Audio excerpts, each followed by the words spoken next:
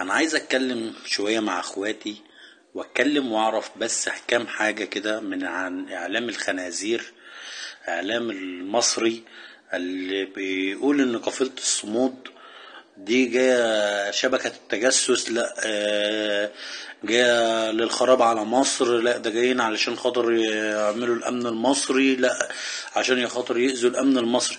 هم قافلة الصمود مش طالبة من مصر حاجة.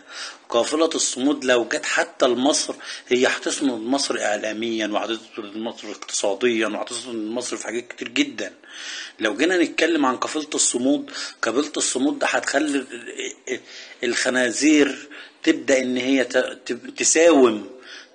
لا اما هتفتح معبر رفح وتدخل الاكل والشرب والمعونات لاخواتنا في فلسطين وتفك الاحصار عليهم.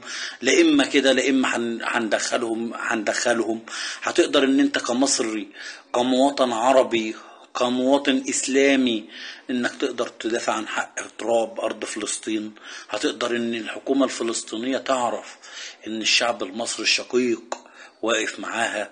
هتقدر ان الام والاب والاخ والطفل والزوج والزوجة والشاب والشابة والرجل والمرأة يعرفوا من هو الشعب المصري، من هو الوطن العربي.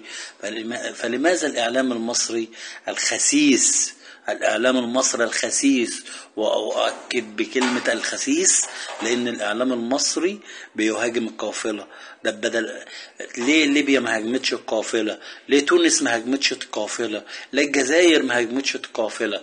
ليه الحدود الإسرائيلية بقت داخل الحدود المصرية؟